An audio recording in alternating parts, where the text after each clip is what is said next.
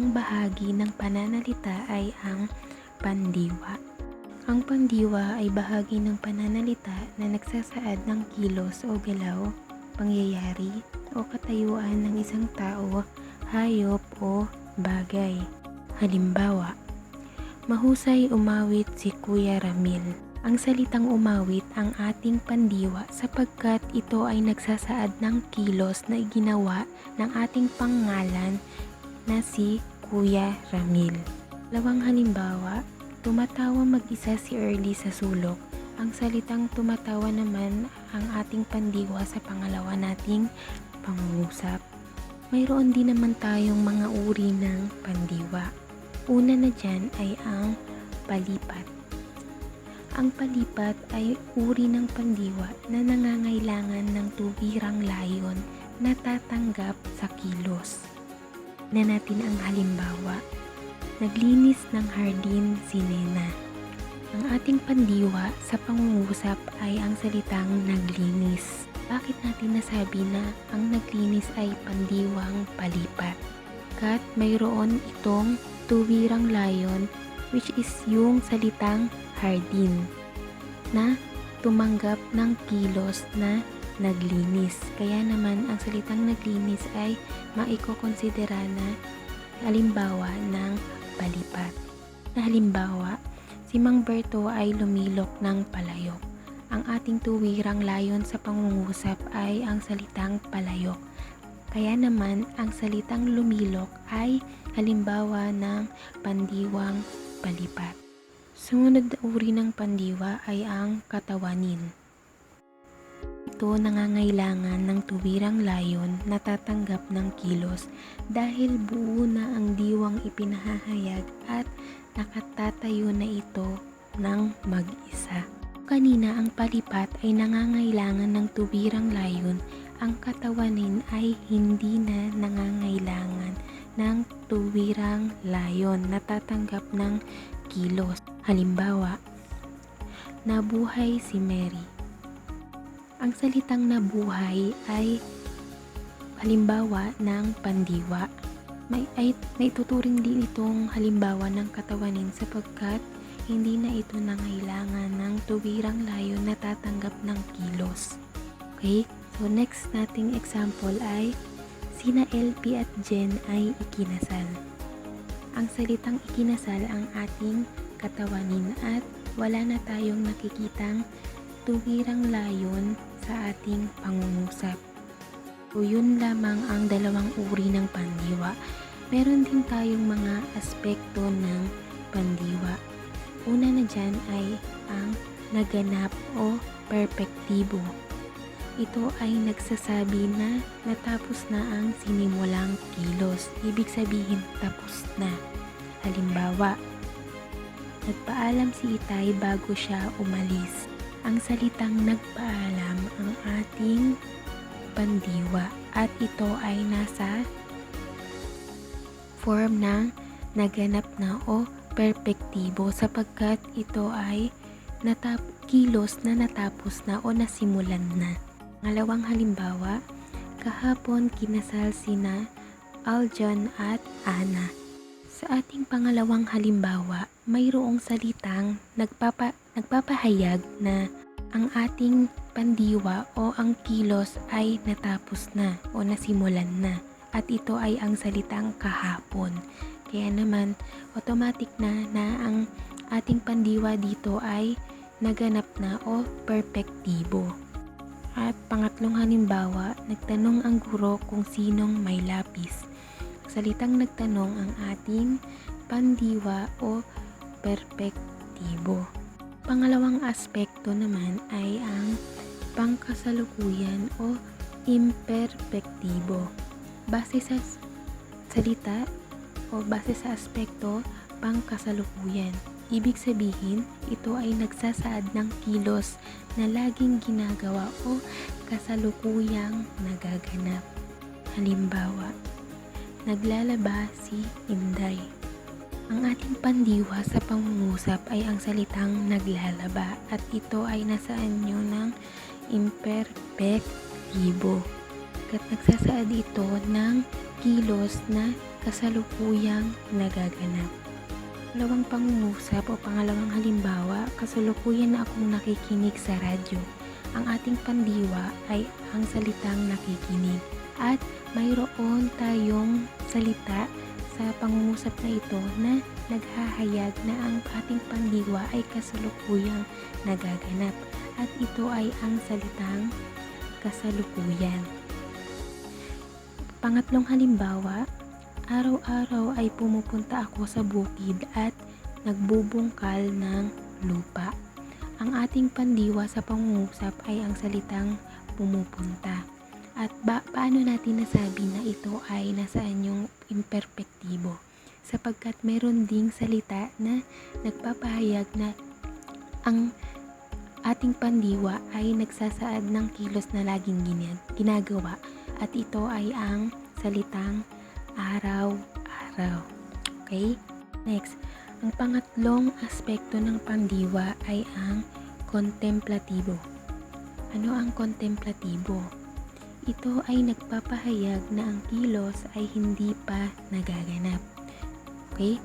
Halimbawa, balang araw, uunlad din ako. Ating pandiwa sa pangungusap ay ang salitang uunlad at ito ay nasaan yung kontemplatibo sapagkat mayroong salita na naghahayag na ang pandiwang ito o ang salitang ito ay isang kilos na hindi pa nagaganap at ito ay ang salitang balang araw. Okay? So, ayun yung mga salitang makakatulong para malaman natin kung anong aspekto ng pandiwa ang ginamit sa pangungusap. Sumunod or pangalawang halimbawa, pupunta ako sa inyo kung hindi uulan. Ang salitang pupunta ang ating pandiwa na nasaan yung kontemplatibo. Meron tayong uri, meron tayong aspekto, meron din tayong tinig ng pandiwa. Una na dyan ay ang tinatawag nating tahasan.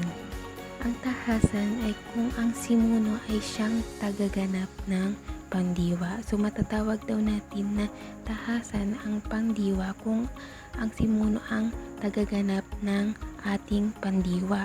Halimbawa, lumalangoy ang butanding ng dahan-dahan. So, ang ating pandiwa ay ang salitang lumalangoy. Ano naman ang ating simuno? Ating simuno ay ang salitang butanding na siyang tagaganap ng salitang pandiwa o salitang kilos. Kaya naman kung ating tatanungin, sino ang lumalangoy? Ang butanding. Kaya naman masasabi natin na ang pandiwang ito ay nasa tinig na tahasan. Ang pangalawang tinig ng pandiwa ay tinatawag nating balintiyak. Ang balintiyak ay kapag ang salitang tagaganap ng kilos o galaw ng pandiwa ay hindi ginagamit na simuno at ang nasabing tagaganap ay nasa hulihan ng pandiwa natin sa halimbawang pangungusap. Inaalagaan ng mga mangingisda ang butanding. Ang ating pandiwa dito ay ang salitang inaalagaan. Ang ating simuno ay ang salitang butanding.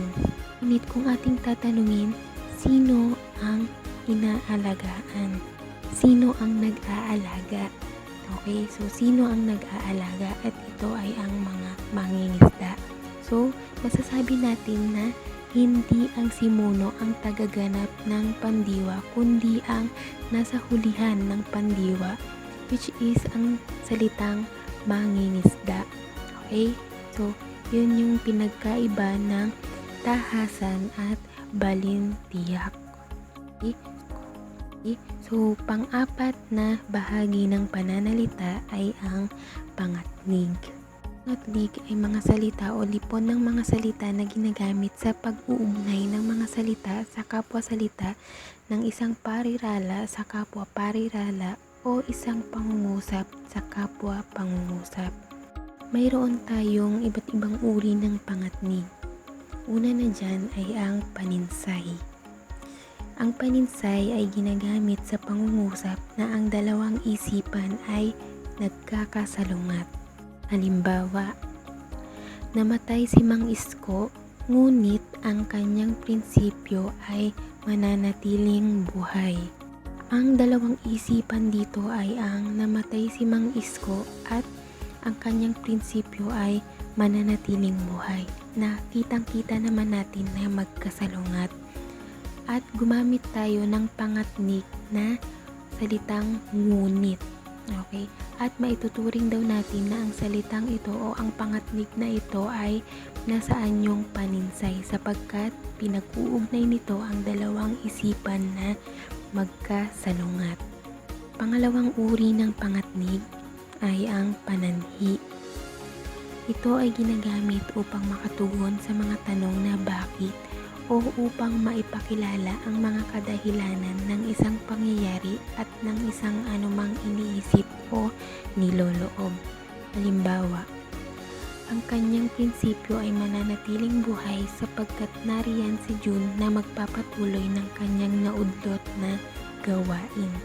Pangalawang kaisipan na nariyan si June na magpapatuloy ng kanyang naudlot na gawain ang sumasagot ng bakit kaya ang kanyang prinsipyo ay mananatiling buhay. Okay, so naayon sa definisyon ng pananhi ay nag-uugnay ito ng tanong na bakit o upang maipakilala ang mga kadahilanan ng isang pangyayari.